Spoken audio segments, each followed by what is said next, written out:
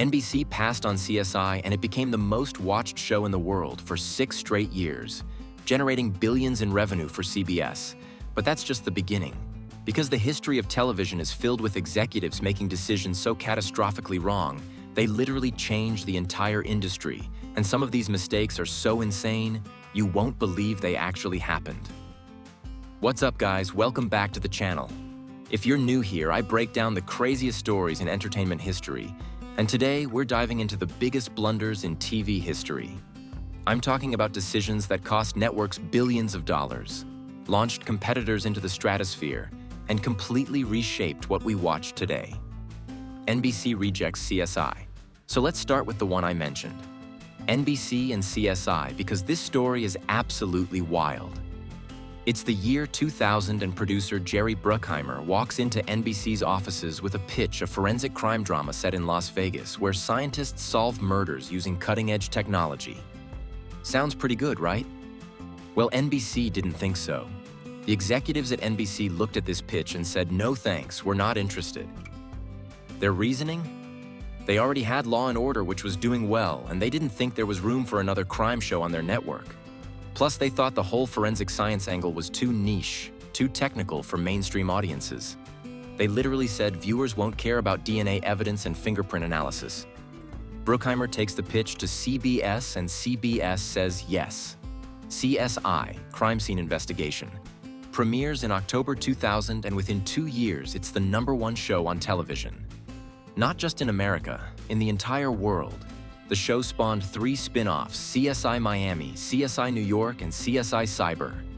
TT ran for 15 seasons, and the franchise generated over $1 billion in revenue annually. Here's where it gets even crazier. NBC's decision didn't just cost them CSI, it cost them the entire forensic crime wave that followed. Because after CSI became a massive hit, every network started making forensic shows. Bones, NCIS, Criminal Minds, and Dexter. All of these shows exist because CSI proved there was a massive audience for this type of content, and NBC, the network that could have started it all, was left scrambling to catch up. The executives at NBC have admitted this was one of the biggest mistakes in the network's history. And when you consider that NBC could have owned the most watched show in the world for 6 straight years, that's a pretty massive loss. NBC passes on The Big Bang Theory. NBC rejecting CSI was bad, but wait until you hear about them passing on The Big Bang Theory. This is the show that would go on to become the most watched sitcom on television for years running. 12 seasons, and it made CBS an absolute fortune. Chuck Lorre, who had already created successful sitcoms like 2.5 Men, pitched The Big Bang Theory to NBC.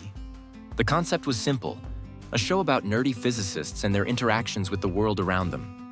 NBC looked at this pitch and said, "Nah, we don't think a show about scientists will work. Audiences won't relate to these characters."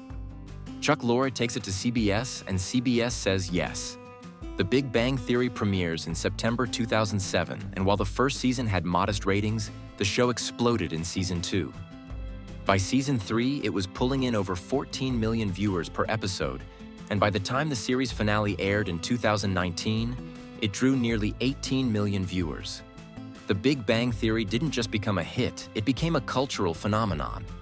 It ran for 12 seasons and 279 episodes. It won 10 Emmy Awards, and it launched a successful spin-off called Young Sheldon, which is still on the air. At its peak, the main cast members were making $1 million per episode, making them some of the highest-paid actors on television. The show made CBS billions of dollars in advertising revenue and syndication deals. It's estimated that The Big Bang Theory generated over $1 billion per year for CBS at its peak, and NBC, the network that passed on it, had to watch as their biggest competitor dominated Thursday nights. The same night NBC used to own with shows like Friends and Seinfeld. Fox cancels Firefly. After 11 episodes, Fox canceling Firefly still makes fans angry over 20 years later. Firefly was a space western created by Joss Whedon, who at this point had already proven himself with Buffy the Vampire Slayer. The show had an incredible cast led by Nathan Fillion, and it had amazing writing.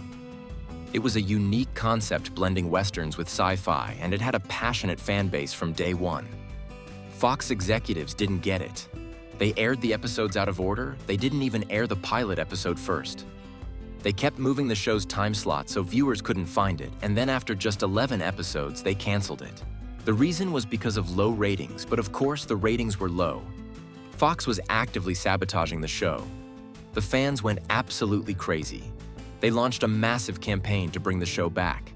They bought the DVDs in record numbers, and the DVD sales were so strong that Universal Pictures decided to fund a feature film called Serenity. The movie came out in 2005, and even though it didn't break box office records, it became a cult classic. What happened to Joss Whedon after Firefly got canceled? He went on to direct The Avengers, which became one of the highest-grossing films of all time. He became one of the most powerful directors in Hollywood, and Fox, the network that canceled his show, had to watch from the sidelines. Today, Firefly is considered one of the best sci-fi shows ever made, despite only having 14 episodes total. Before we move on, I'd like to ask you a small favor. If you're enjoying this content so far, please take a second to like this video and subscribe to the channel. Over 98% of you watch these videos without subscribing. Imagine what we could accomplish if everyone subscribed. We all thank you for your continued support. ABC passes on Breaking Bad.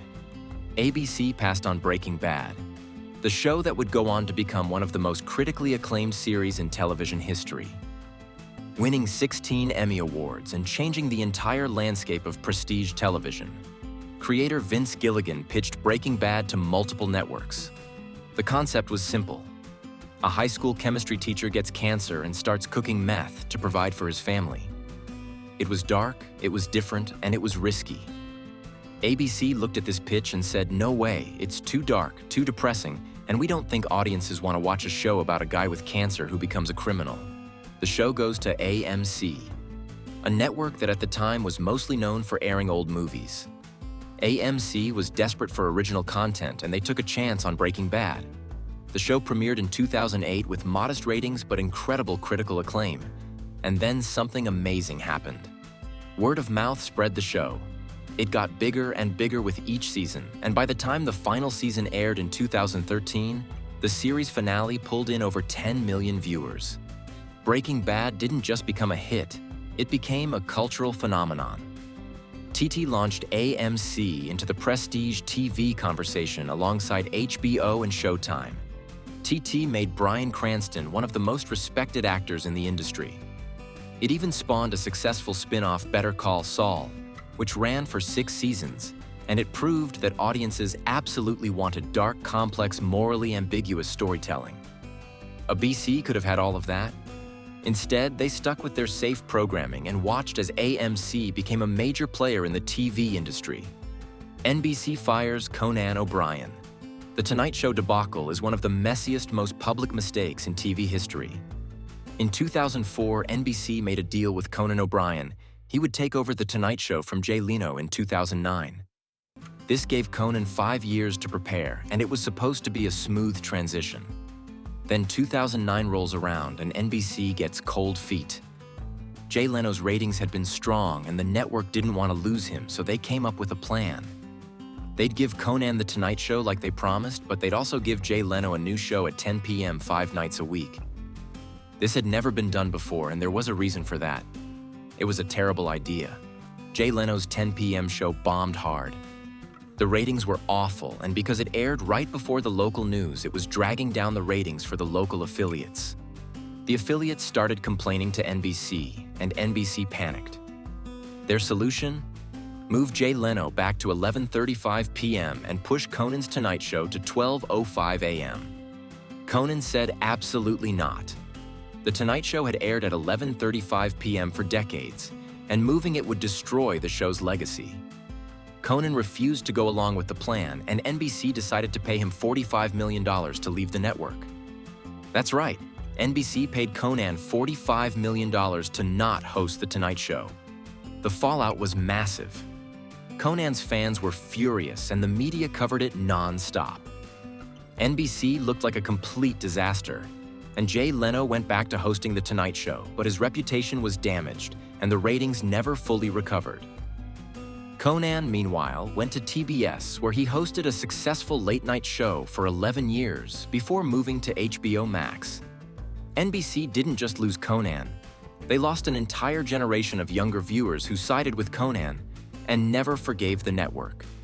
It's still talked about today as one of the biggest late-night disasters ever. CBS cancels Star Trek after 3 seasons. Let's back to 1969 when CBS made a decision that would haunt them for decades. They canceled Star Trek after just 3 seasons. The show had never been a massive ratings hit, but it had a dedicated fan base and it was doing okay in the ratings. The problem? CBS didn't see any future in science fiction. They thought the show was too expensive to produce and they didn't think it would have any lasting value. They canceled it and Star Trek went off the air, but then something unexpected happened. The show went into syndication and it exploded in popularity.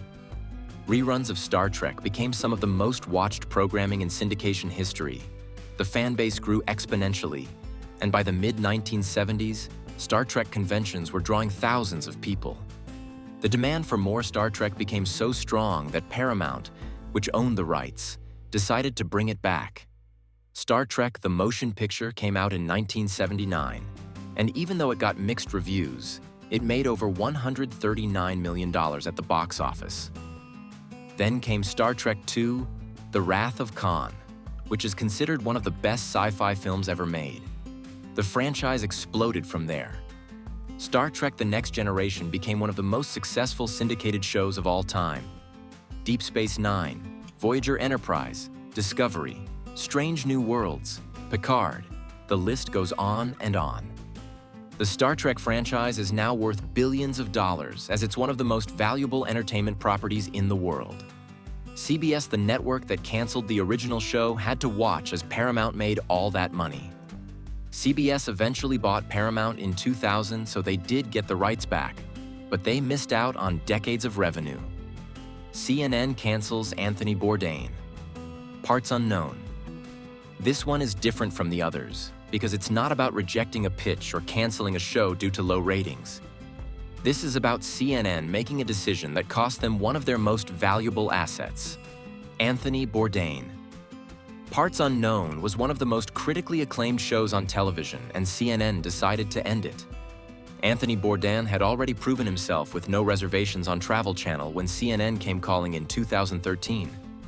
They offered him a deal to create Parts Unknown, a show where Bourdain would travel the world exploring food, culture, and politics.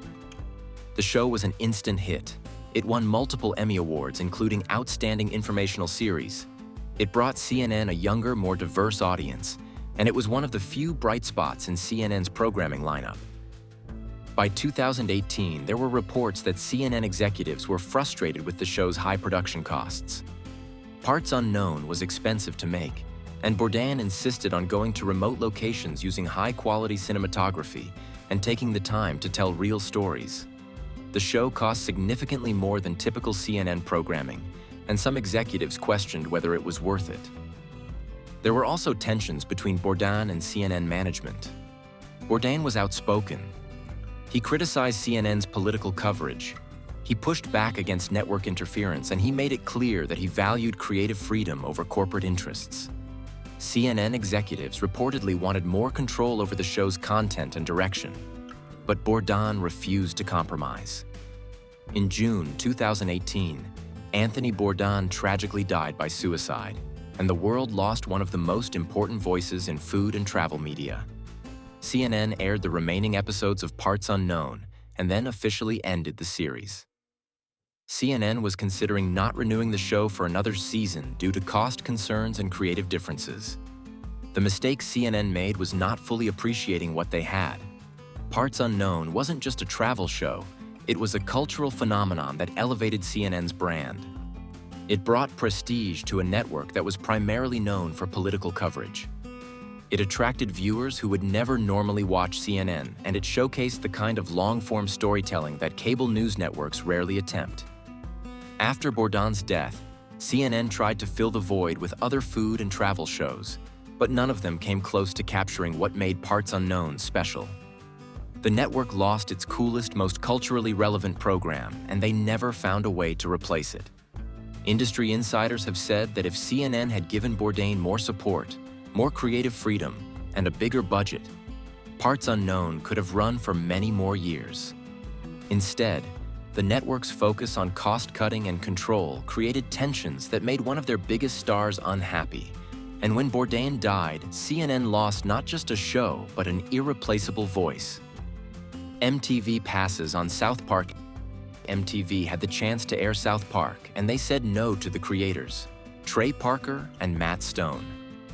Parker and Stone made a viral animated short called The Spirit of Christmas, which was being passed around Hollywood on VHS tapes back in 1995 before South Park existed. The short was getting a ton of attention, and when MTV executives saw the short, they liked it, but they thought it was too crude, too offensive for their network. So they passed on developing it into a series, so Trey and Matt took it to Comedy Central, which at the time was a much smaller network desperately looking for original content. Comedy Central said yes, and South Park premiered in August 1997. The show was an instant phenomenon as the first episode drew 1 million viewers, which was huge for Comedy Central. Within weeks, South Park was the most talked about show on television. It was controversial, it was hilarious, and it was making Comedy Central relevant for the first time. South Park has now been on the air for over 25 years. TT's one of the longest-running animated series in TV history. It's won multiple Emmy Awards. It spawned a Broadway musical that won 9 Tony Awards, and it's made Trey Parker and Matt Stone incredibly wealthy. Comedy Central built their entire brand around South Park. MTV, meanwhile, continued to move away from music programming and struggled to find its identity. The network that defined youth culture in the 1980s and 90s slowly became irrelevant, and they had to watch as Comedy Central became the go-to network for edgy animated comedy, all because they thought South Park was too offensive. Fox cancels Family Guy. Let's talk about Fox canceling Family Guy, not once, but twice. Family Guy premiered in 1999, and it had a rough start. The ratings were okay, but not great, and Fox kept moving the show around to different time slots, making it hard for viewers to find it. In 2002, Fox canceled the show after 3 seasons. Then, the show went into syndication on Adult Swim, and the DVD sales went through the roof. Family Guy became one of the best-selling TV shows on DVD, and the ratings on Adult Swim were crushing it. Fans were demanding the show come back, and Fox realized they'd made a huge mistake. So in 2005, Fox brought Family Guy back and the ratings were massive. The show became one of the highest-rated comedies on television, and it spawned a spin-off called The Cleveland Show and another spin-off called American Dad, which is still on the air today. Family Guy has now been on for over 20 years, and it's made Fox hundreds of millions of dollars. Fox almost killed it permanently when they brought the show back in 2005. They almost canceled it again in 2009 because they thought the ratings were declining. Fox executives have admitted that canceling Family Guy the first time was a massive mistake, and almost canceling it a second time would have been even worse. The show's creator, Seth MacFarlane, has become one of the most successful people in Hollywood. He's created multiple hit shows, he's directed movies, and he's made Fox a ton of money, all because they decided to give Family Guy a second chance. NBC turns down Mad Men. NBC had the opportunity to air Mad Men, the show that would go on to win 16 Emmy Awards and become one of the most critically acclaimed dramas in TV history, and they said, no thanks.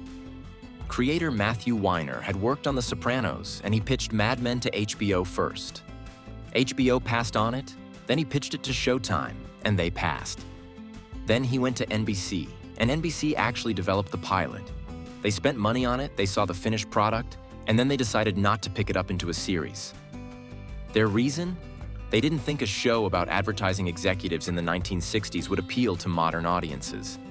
Mad Men goes to AMC, the same network that would later air Breaking Bad. AMC says yes, so the show premiered in 2007, and it was an instant critical darling. It won the Emmy for Outstanding Drama Series 4 years in a row. It made Jon Hamm a star. It launched the careers of Elizabeth Moss, Christina Hendricks, and many others. Mad Men wasn't just a great show, it was a cultural phenomenon. It influenced fashion. It sparked renewed interest in mid-century modern design. It changed the way people thought about television storytelling, and it proved that audiences absolutely wanted smart, sophisticated dramas about complex characters. NBC could have had all of that, but instead they passed and watched as AMC became one of the most respected networks in television. ABC cancels Twin Peaks. Twin Peaks was one of the most innovative shows in TV history. It was created by David Lynch and Mark Frost, and when it premiered in 1990, it was unlike anything anyone had ever seen. The show was weird, it was dark, it was mysterious, and it was a massive hit. The pilot episode drew 35 million viewers, which was huge. Then ABC made a critical mistake. They forced David Lynch to reveal who killed Laura Palmer, the central mystery of the show. Lynch wanted to keep the mystery going for much longer, but ABC was worried about losing viewers, so they pressured him to solve it in the middle of season 2. As soon as the mystery was solved, the ratings dropped. Viewers felt like the show had lost its purpose, and ABC panicked.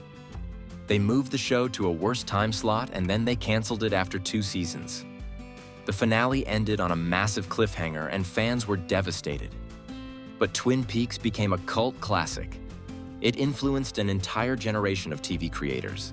Shows like The X-Files, Lost, True Detective, and Stranger Things all owe a debt to Twin Peaks. David Lynch's reputation as a visionary filmmaker only grew, and fans never stopped asking for more. In 2017, Showtime brought Twin Peaks back for a limited series called The Return, and it was a critical smash. It proved that there was still a massive audience for the show, and it reminded everyone that ABC had canceled one of the most important shows in TV history. Fox rejects The Walking Dead.